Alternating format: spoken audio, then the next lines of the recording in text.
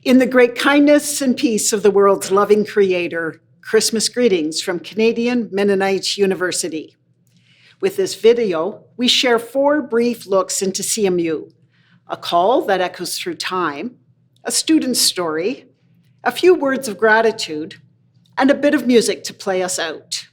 So number 1, echoes through time. When you hear the phrase, "in the beginning," what happens next? What is revealed?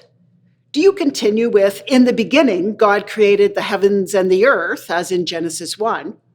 Or do you utter, "in the beginning was the Word, and the Word was with God, and the Word was God," from John 1? Or do both things come blurting out of your mouth all at once? That is, a world God calls good, mingling with God's Word made flesh, dwelling among us, full of grace and truth. I ask this at a time when we sometimes feel deflated when we hear both of these phrases. Understandably, we're really attentive to the pain of the world, the war and strife and wrong of a groaning world.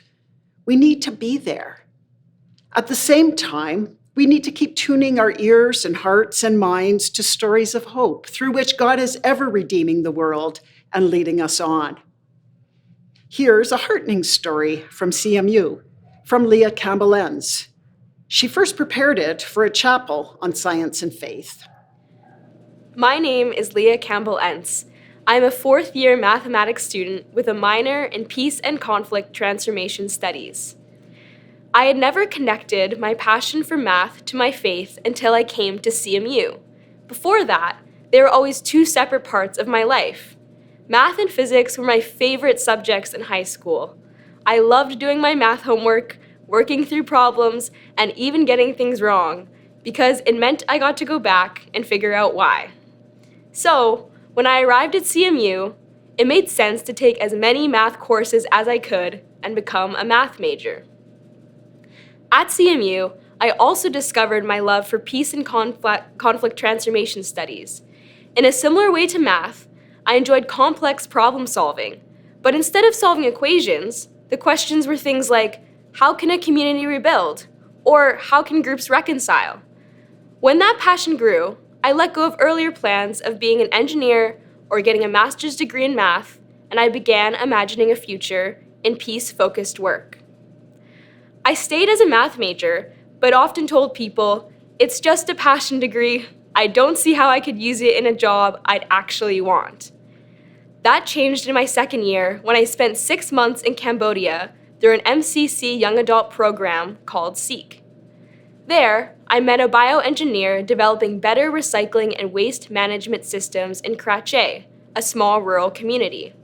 He worked alongside the community to design systems that made sense for them. It felt personal and practical. After that, the connection between math and peace felt obvious. Both require complex problem solving, and both require passion. In my CMU math courses, I've learned how to use math ethically by using statistics to tell the truth, coding systems that support other disciplines, and questioning mathematical approaches, including AI. Working for peace is part of my faith. Faith shapes my ethics, my approaches to nonviolence, and the way I understand peace. And, in turn, it has shaped how I think about mathematics. Math and peace connect through their shared pursuit of understanding, thoughtful problem solving, and making a positive impact on the world. And now, here are a few recent highlights from CMU, all pretty huge things for which we're most grateful. Firstly, this year we celebrated 25 years as a university, carrying forward a much longer legacy of education in the Anabaptist faith tradition. Secondly, we completed a major restoration project this fall on the student residence, Potker Hall. Everything about the building, except its cement structure, is brand new, and there's now 16 kilometers of geothermal piping underneath the soccer field towards heating and cooling and energy of all sorts for the entire south side of campus.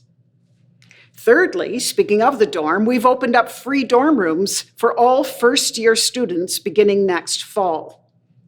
Fourthly, We're initiating a Bachelor of Education degree program starting in August 2026.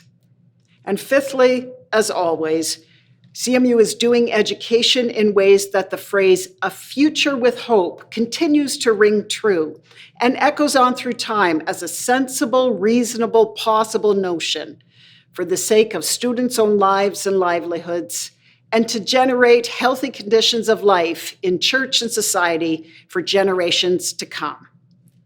Thank you for your part in calling CMU forward in that mission. And now, to close, a little music. And through this Christmas season, I trust we all will learn anew that God's grace and truth are always greater than our fear. Merry Christmas.